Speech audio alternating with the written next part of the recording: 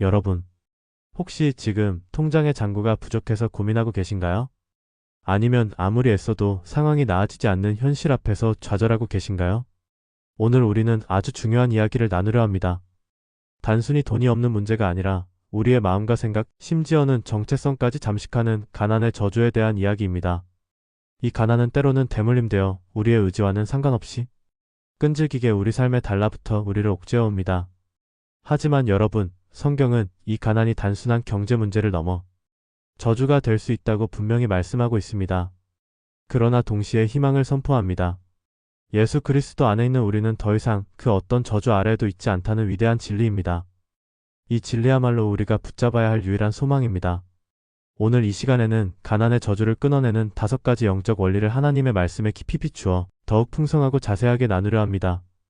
이 말씀을 통해 여러분의 삶의 가난이라는 굴레가 완전히 벗겨지고 하나님이 우리에게 약속하신 형통의 삶, 곧 영혼이 잘됨 같이 범사가 잘되고 강건하며 모든 면에서 부족함이 없는 온전한 축복과 번영의 삶으로 나아가는 위대한 믿음의 전환점이 되시기를 간절히 축복합니다.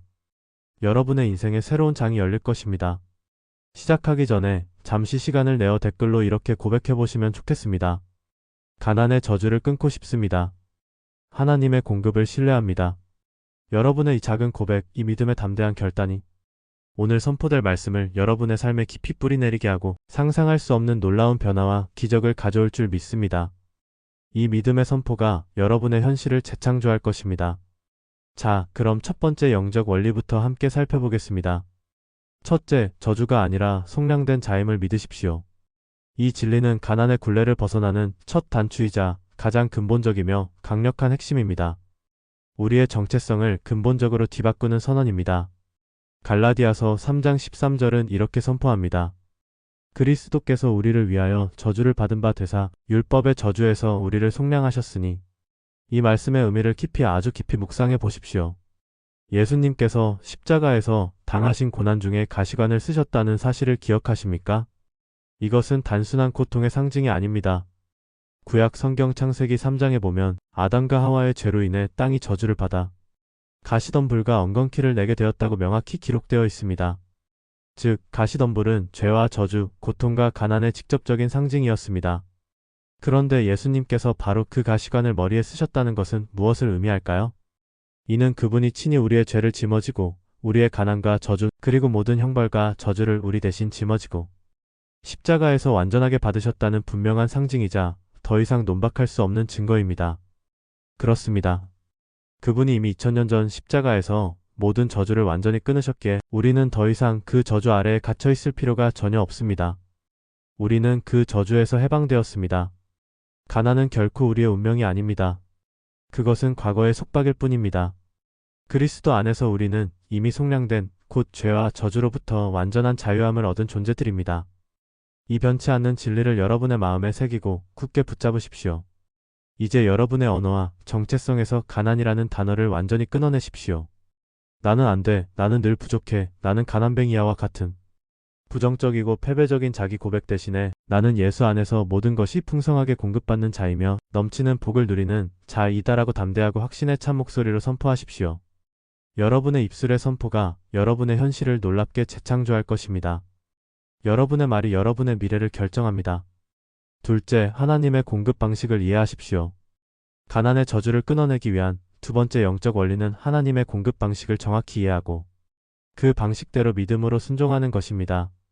빌립보서 4장 19절은 우리에게 더할 나위 없는 놀라운 약속을 줍니다. 나의 하나님이 그리스도 예수 안에서 그 영광 가운데 그 풍성한 대로 너희 모든 쓸 것을 채우시리라. 이 말씀은 단순히 우리의 필요를 채워주신다는 약속을 넘어섭니다. 하나님은 우리의 모든 필요를 그 영광 가운데 그 풍성한 대로 채우시는 분이십니다. 그분은 한계가 없으신 분이십니다. 그분의 공급은 무한하며 그분의 영광은 우리의 상상을 초월합니다. 그런데 여기서 우리가 주목해야 할, 그리고 간과해서는 안 될 중요한 점이 있습니다. 하나님은 종종 우리의 손에 있는 것을 통해 역사하신다는 사실입니다. 우리는 하늘에서 만나가 떨어지기만을 기다리지만 하나님은 우리의 작은 것을 통해 큰 것을 이루십니다. 열왕기상 17장에 나오는 사르밧 과부의 이야기를 다시 한번 깊이 묵상해 보십시오. 극심한 가뭄으로 온 땅이 메마르고 양식이 바닥나는 절망적인 상황에서 선지자 엘리야는 사르밧 과부에게 마지막 남은 가루와 기름으로 자신을 위해 작은 떡을 만들어서 가져오라고 요청합니다. 그 여인에게는 그것이 이 땅에서의 마지막 양식이었습니다. 그것마저 먹으면 죽으리라 생각했을 것입니다. 포기하고 싶었을 것입니다. 이치적으로는 도저히 이해할 수 없는 요구였습니다. 그러나 그녀는 믿음으로 순종하여 그 마지막 남은 것을 엘리야에게 기꺼이 드렸고 그 결과 그들의 집의 가루통의 가루가 마르지 않고 기름통의 기름이 끊이지 않는 상상할 수 없는 놀라운 기적의 공급을 경험하게 됩니다. 이것은 단순한 이야기가 아니라 하나님의 공급 방식에 대한 강력한 예증입니다. 우리도 마찬가지입니다.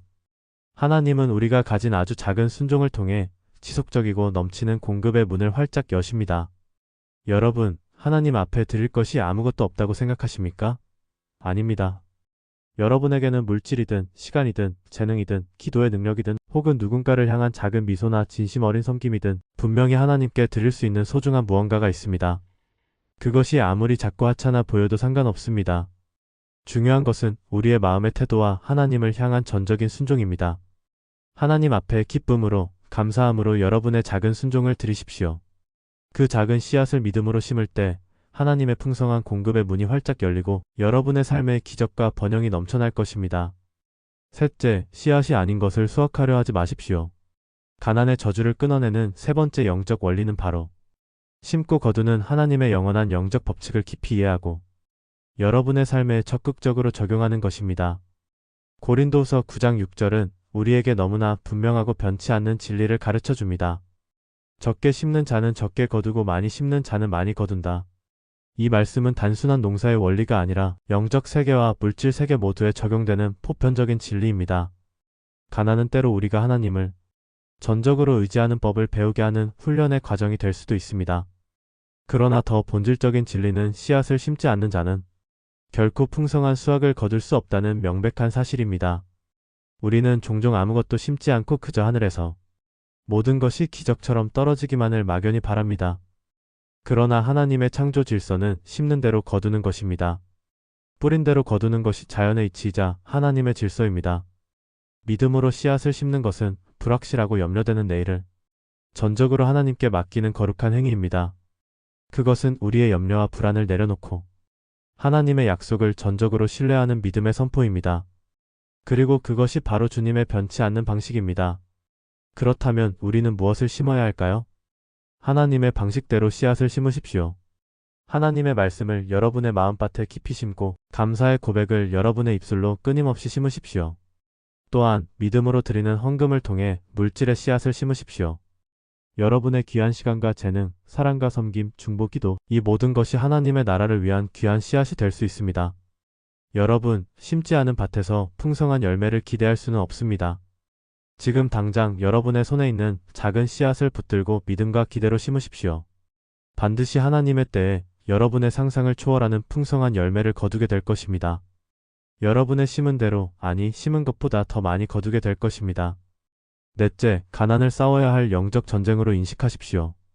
가난의 저주를 끊어내는 네 번째 영적 원리는 가난을 단순히 물리적인 환경이나 개인적인 능력의 문제로만 여기지 않고 싸워야 할 영적 전쟁으로 명확히 인식하고 대처하는 것입니다.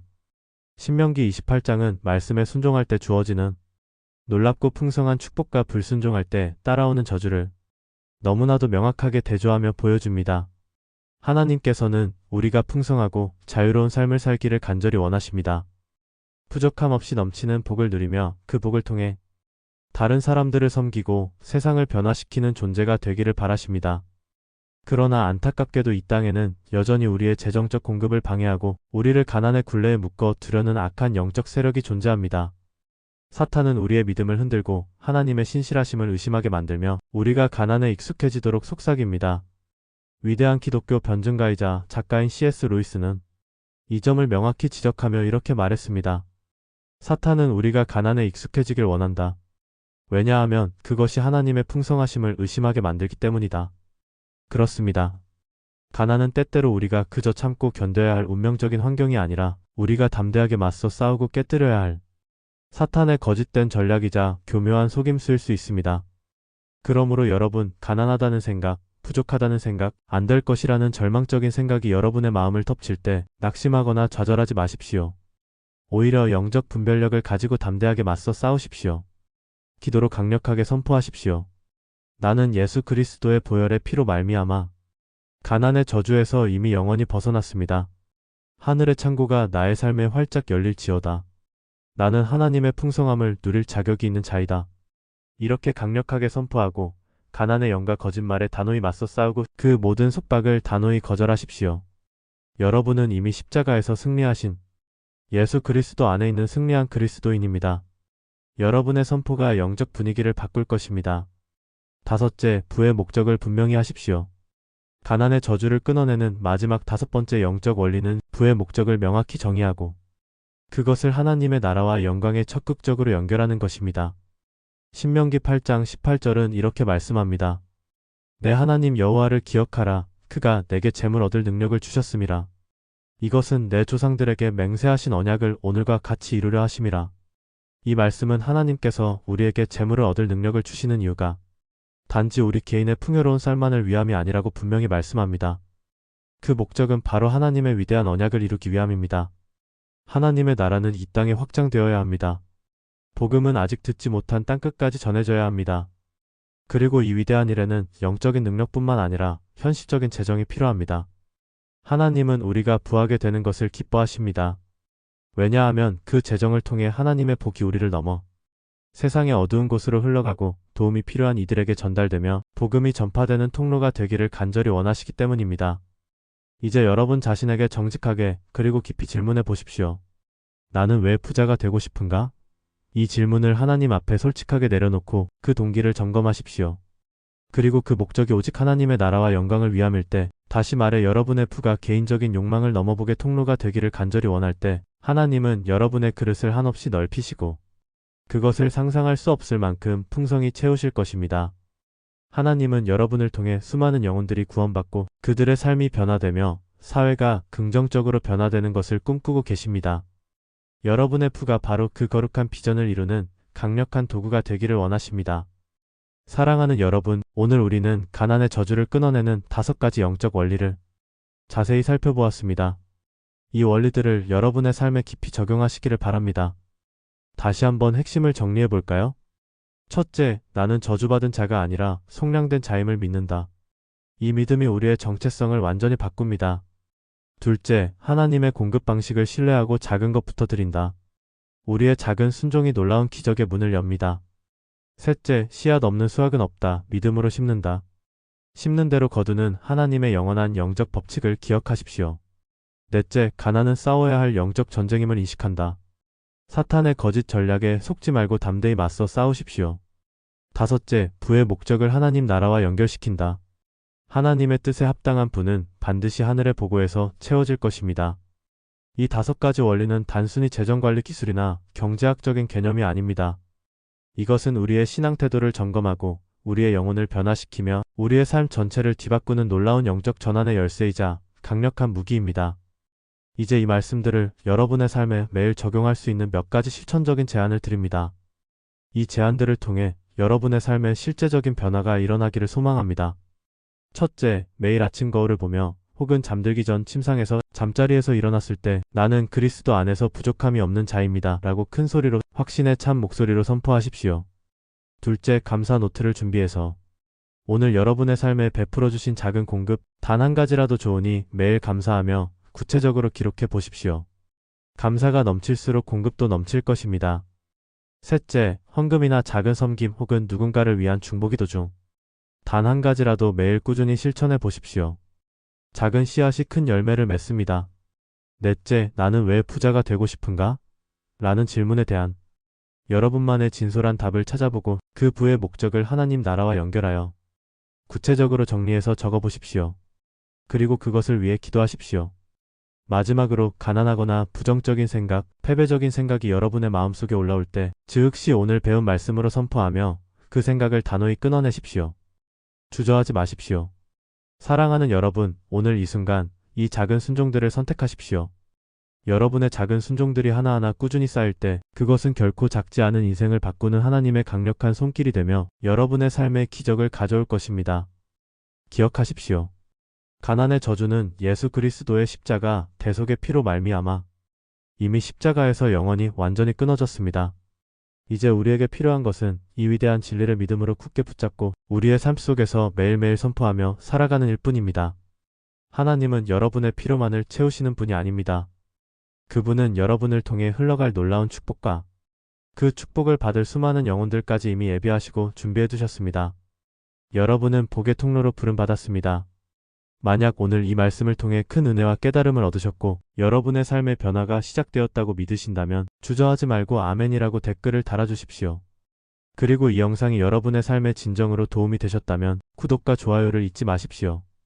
또한 이 귀한 말씀을 함께 나누고 싶은 친구나 가족 혹은 지인에게 이 영상을 주저하지 말고 조용히 공유해 주십시오. 여러분의 작은 나눔 하나가 지금 이 순간에도 가난의 굴레 속에서 고통받는 누군가의 삶의 굴레를 영원히 끊어내는 위대한 시작이 될 수 있습니다. 여러분의 나눔은 복음의 씨앗입니다. 감사합니다. 다음 영상에서 다시 뵙겠습니다. 여러분의 삶에 하나님의 풍성한 축복이 하늘 문을 열고 넘치도록 가득하기를 예수님 이름으로 간절히 기도드립니다. 아멘.